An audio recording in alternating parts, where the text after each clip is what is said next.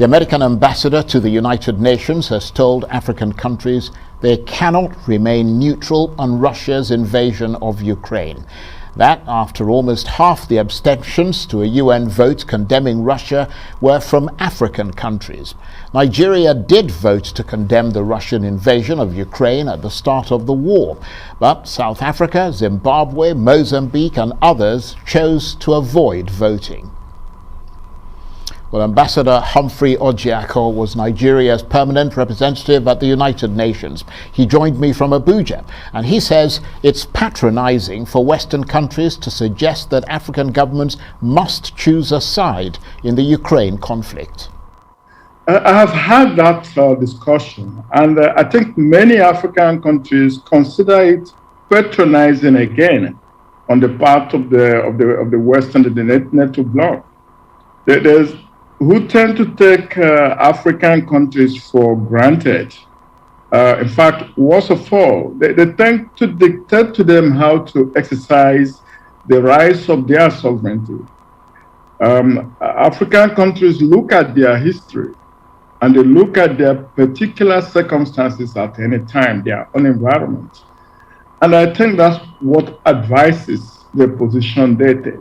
It's not any question of neutrality, it's a question of sovereignty. I think we should look at it that way. Right. Well, the US has made it clear to African nations that there is no such thing as staying neutral in the Ukraine crisis. I mean, doesn't that just, buttressing the point that you're making, doesn't that bring back memories of the Cold War, calling on them to either support the West or Russia? In fact, this is precisely what I mean by the Western approach to Africa. They tend to treat Africa always as second-rate players in global geopolitics, and it shouldn't be that way. Somebody has to take the rational middle if the world is going crazy again into a vortex of bipolarism. If we are going to play the bilateral world order once more, Africa is not opting to be neutral because neutrality actually does not work. Right. Africa would probably wish to play the role of the rational middle, the role of rationality. It feeds Africa to either play to the peace of the world by staying at the center instead of saying, okay, we are part of the West or we are part of the new forming Eastern Bloc.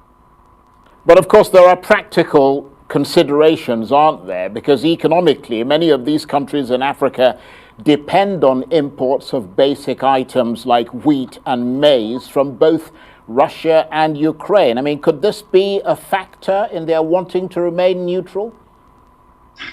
I have tried to say that they are not trying to remain neutral. They are trying to remain rational. I think rationality is more likely than neutrality.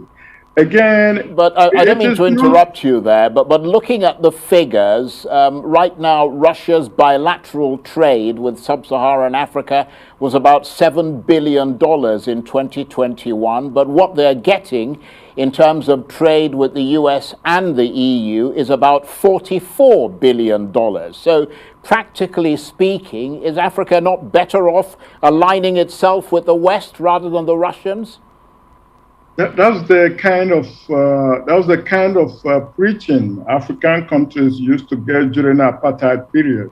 They say these black Africans are not better off. They're not better off in South Africa, where the standard of life is much higher than in the rest of Africa. They do not talk about the security, the sovereignty and territorial integrity of these some of these countries. Who, yes, they need wheat, they need other imports from the West, but they also need their territorial integrity. They also need the sovereignty of their countries and the safety of their people. And the West has not been totally forthcoming in dealing with those issues as far as Africa is concerned. Okay. If you take a census of the African countries that voted neutral, that didn't vote one way or the other, take a look at their recent histories and see probably why some of them vote the way they voted. Okay, Ambassador Humphrey Orjiakor, thank you very much indeed. And Ambassador Orjiakor was a former Nigerian permanent representative at the United Nations, and he was talking to me there from Abuja.